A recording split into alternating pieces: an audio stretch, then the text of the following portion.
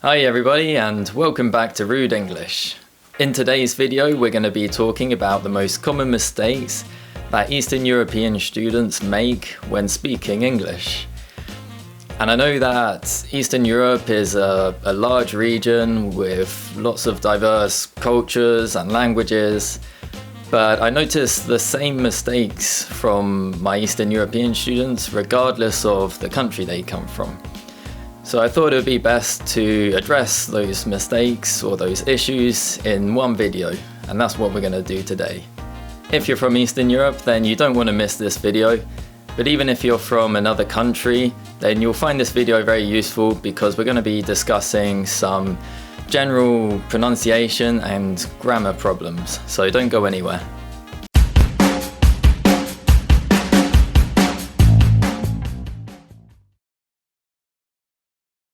English pronunciation is difficult for everybody. The most common pronunciation problem that Eastern Europeans have is confusion between the v and the w sounds. The v sound is produced by resting your top teeth on your bottom lip and using your vocal cords to produce a sound from your throat. V, v.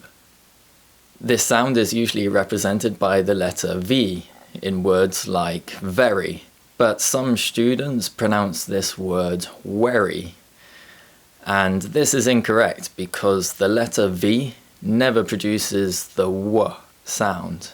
To produce the w sound, round your lips, raise your tongue in the center of your mouth and use your vocal cords to produce a sound. W, w, w.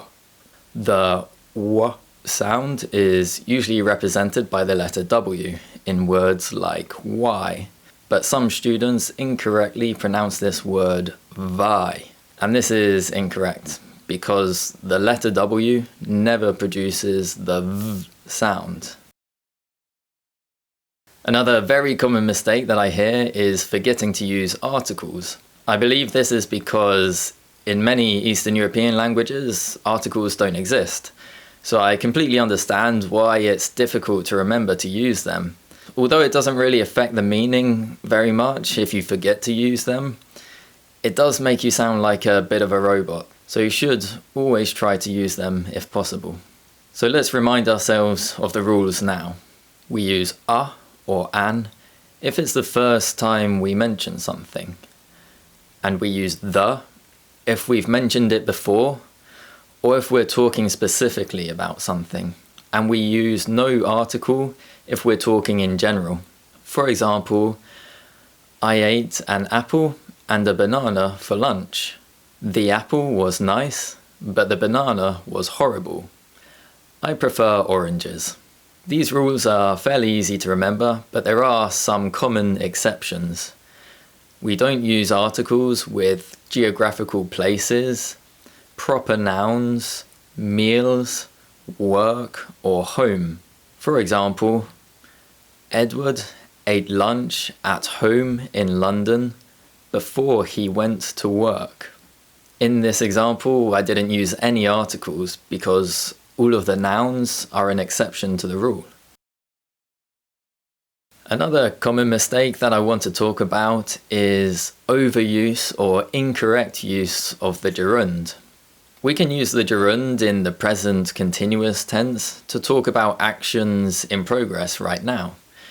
For example, I'm producing this video right now.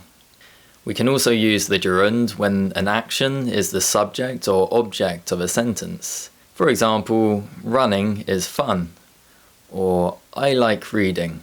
The main thing to remember is that we never use the present continuous tense to talk about things that regularly happen or which are generally true. Instead, we should use the present simple tense. For example, I work as an English teacher. I live in the UK. Some students incorrectly use the present continuous tense in these examples, and they say things like, I am working as an English teacher. I am living in the UK, but this is incorrect, and you should avoid it if possible.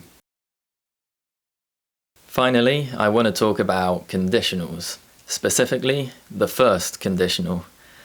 I often hear students say sentences like this. If it will rain tomorrow, I will stay at home. This is incorrect because we never use will directly after if.